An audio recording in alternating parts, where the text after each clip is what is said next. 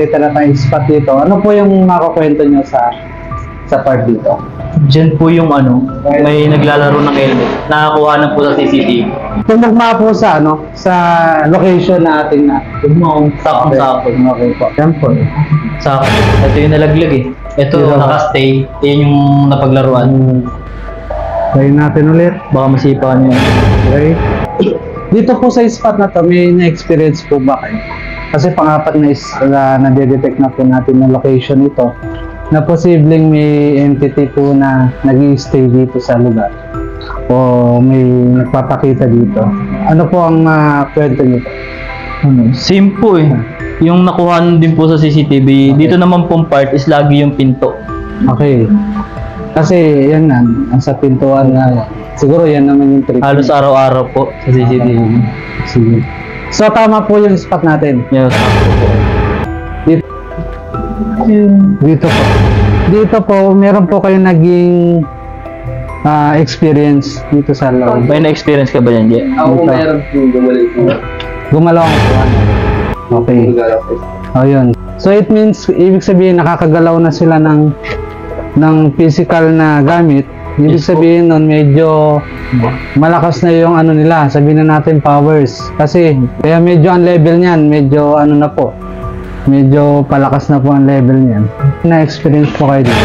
Okay. Bago lang po sila, yung sumisilip. Pero yung old na mga nakatira po dyan na tao po namin, same po sa kinukwento nila. Spot po na to meron. Meron Yung sumisilip. Dito po, tanong ko po kasi nakakadalawang spot na tayo dito pa lang sa loob. Sino po may na-experience po ba kayo dito? Anong na-experience yun dyan? Ano po? Sige po, kwento po kayo. Ano po? Parang dadaganan pa po. Dito po kasi ako nakahilan. Okay. Para pong parang mababangungot ka po na may nakadagan po sa'yo na itim na mabigat. Opo po. Matutulog. Parehas Yun po lang yung po. nararamdaman. Yung may double deck pa po dito, pag natutulog po ako dito, sobrang pagod na pagod po ako. Kasi ito po sa gitna meron pa. Ibig sabihin po, possible kapag natutulog po kayo, nandyan sila. Kaya po kayo binabango.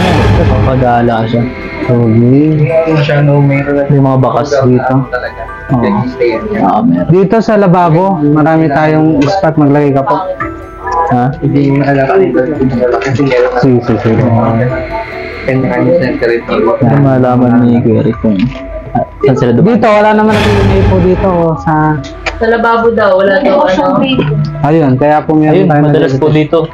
Okay, dito naman po tanong ko, dahil sa ilang spot yung nakita natin, 1, 2, 3, 4, 5, 6. May natutulog po ba dito? Dito, pagka nagpapahinga ako habang walang sundo ng therapist, pag nahihiga ako, lagi yung parang sinasakal ko lagi.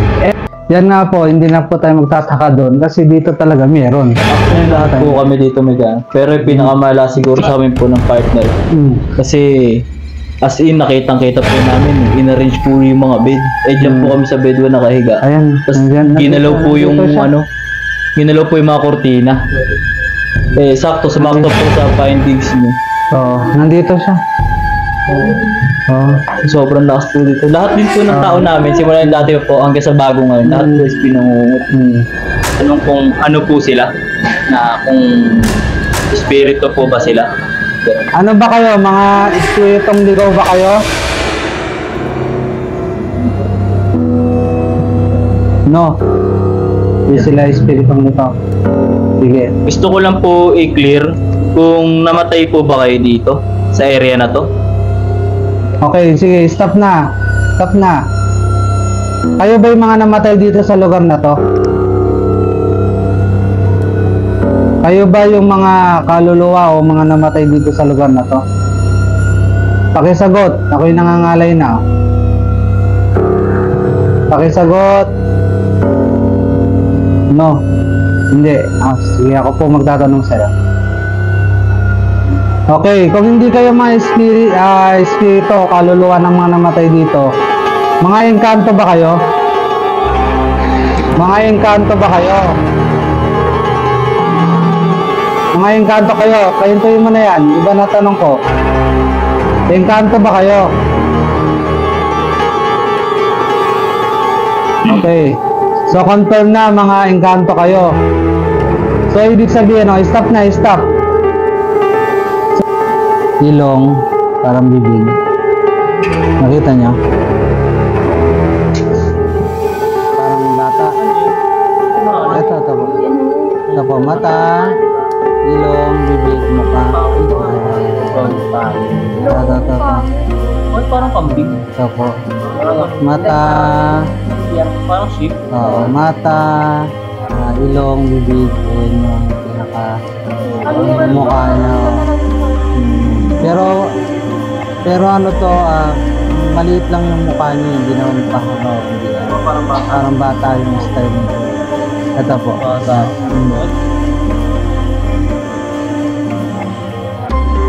Kasi tawag natin Junjun, balik ko na pala. Ayan po. Di ba pa rin mga tabi? Ano po yan, kapag nagalaw po yan,